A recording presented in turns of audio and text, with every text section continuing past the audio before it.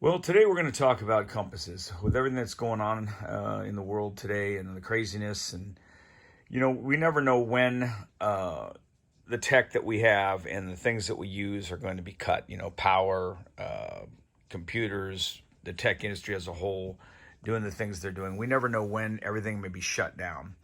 So I decided I'm going to do do a series of videos on compass reading, map reading, and basically how you can get around without GPS. Like, for example, everyone should have a road atlas like this. Get yourself a, Rand McNally road atlas that covers the whole U.S. And I'm going to get into more detail on that later. Basically, why you should have one. If people block your GPS when you're going somewhere or you want to go somewhere, or let's just say GPS goes down as a whole, it's always best to have at least a road atlas. And I'm going to go over the compasses today. Basically, everything from a simple wrist compass like this to one that goes around your neck. These don't cost very much money. They're very cheap and inexpensive. And how you can navigate with these basically from a point to a point. You're not going to be able to pinpoint yourself on a map with these type of compasses, but basically just how you can use them to navigate so you're not lost or running in circles or, going where you shouldn't go. I'm going to basically go over these different types of compasses that are available, from the most expensive type for actually orientation, doing map work and precision stuff with global needles to, going down the line to just a basic base compass, plate compass, which is one of the most inexpensive ones you can get, to a military grade Lensthetic compass. I want to go over these compasses and basically give you an idea of, how they work, the nomenclature on them, description on how they work, and an overview. I'm just kind of, after what's going on today, I just thought I'd give a quick overview of compasses and how they work, and then I'm going to do a series of videos and help y'all. Now, those of you who don't know how to work a compass, those of you that do, you can probably just click off of this video and move on. So let's talk about the different types of compasses. The first one that you would probably find would be a base plate compass like this. And as you can see, it's got, this is your directional arrow at the top. Whichever direction you're going to be heading, that's where you'll turn that. This is the orientation arrow here. So what you normally do is you line that up. I put it in my other video. You turn it to where you have the red in the shed, where you line the orientation arrow up into the shed, as they call it, and then this would be your direction, or you would turn to whatever direction you're traveling. That's a basic base plate arrow, or base plate compass.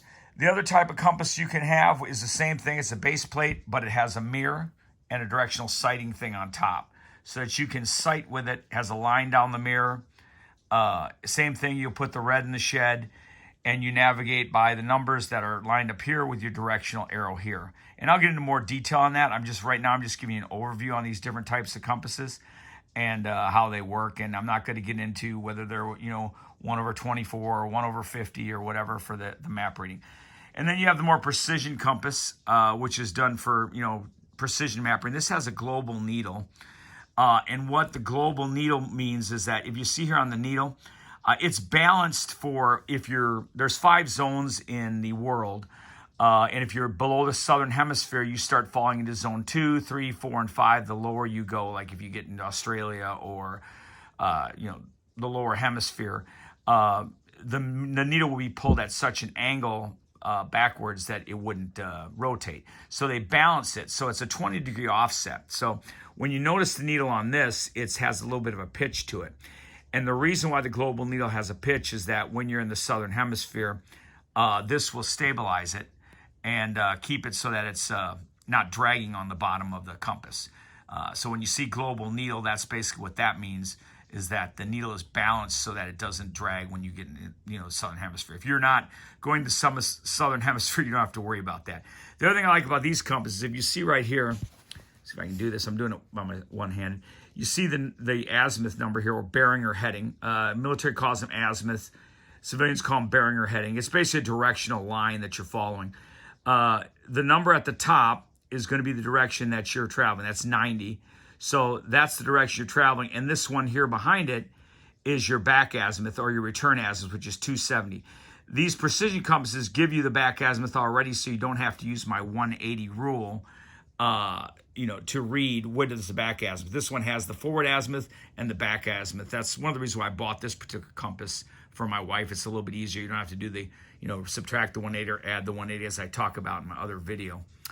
The other compass that we're going to look at is the military Lensthetic compass. Lensthetic meaning this lens right here is used to navigate. Lensthetic meaning that's what that's talking about, is this lens on there. With these, the whole dial rotates, and it, instead of having your dial stationary like this one that you see here, you've got the dial and it rotates here, but you have to move it manually.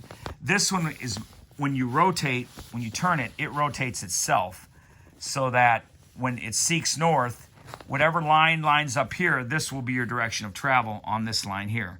So your whole dial rotates. It's a rotating dial instead of just the needle, like on these compasses rotating. Just the needle rotates here, and you have to turn your bezel.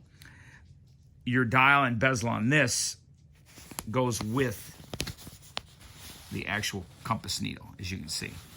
So it's a little bit different. I was trained with these in the military years and years ago, and it's one of my favorites. If you know how to use it, and I'm going to go into detail on these later on how they work and why I like them, but basically you can get away with just a simple compass like this and still navigate with a map real well. Now, if you're not going to use a map, you can really get away with navigating with something as simple as one of these compasses here. It's just a wrist compass. Get you a good one. Make sure they're liquid filled. Don't get one that doesn't have any liquid. Liquid tends to keep it, so that it moves smoothly. You don't have to keep it as balanced, as straight with the fluid in there, and it's just a better way to go. The other one that you have here is one that goes around your, around your neck, or you can put it in your pocket. This one's got a thermometer on it. But basically, it's just a very simple compass, and it orientates towards north. So the same thing with this, you can rotate it like this, you can turn it, and then once you get locked in, you can point your direction of travel. But basically with these, the simplest thing you can do, let me see if I can do this by holding it. If you've got the compass and you take it off your wristwatch, because this is a wristwatch compass, you can see it's got a slot on it. I had this for years. Once you know where north is, you basically turn this to the direction you travel. So you got north here. So let's say I wanted to go this direction. I would turn it, put it directly in front of my body, and I would stay on that north. Say I'm going northwest. So I would turn it like this, and I want to go northwest. I would continue on that trek, and every so often pick this compass up, look at it, and make sure that I'm continuing on that northwest trek. If I was going southeast, the same thing. I would just turn my body around and follow the compass back this direction to southwest. It's a simple, navigational tool. You can use the stars to navigate. I can talk about that later, at night, how you can use Cassiopeia, how you can use the North Star, how you can use, I'll get into some more details on that, how you can navigate with stars later on. But basically, this is just a simple compass that you can navigate with. Simple, get you from point A to point B. Yeah, you're going to be varied off a little bit. You're not going to be going straight to where you think you're going to go. But let's say, for example, you're out here somewhere and you have a road here. This isn't a road, but we're going to say it's a road. And you know that, okay, this road here runs north and south. And so you're over here somewhere and you get lost and you're not sure where to go. Well, you know that the road you came in on runs north and south. You know that all you have to do is go west to get back to your road. So you could pretty much take this compass, follow a westerly angle, and you're going to head back and you're going to hit the road one way or another. Even if you're off by some degrees, you're going to head back to that road. So basically, just a simple compass can get you to where you're going to get, where you need to be. It may take you a lot longer to get there. In some cases, you may get a little misoriented and lost, but you're never going to be completely lost if you have a compass. And I'll get into more detail on this stuff later. Compass was my forte when I started off as a scout back in the day in the military, and further on as I progressed in my career. So I'd really like to get into more detail on it. I'm not the best talker in the world. I kind of stumble because I don't make this stuff up early. I don't rehearse it.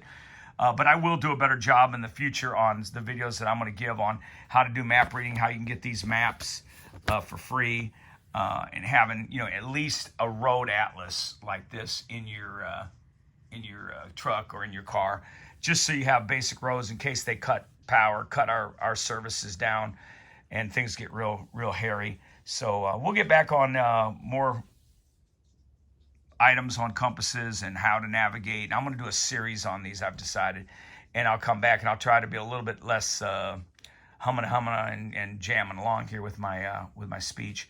I hope you got something out of this, the nomenclature on the compasses and the differences, and I'll give you a better video on my second video on this. Thanks.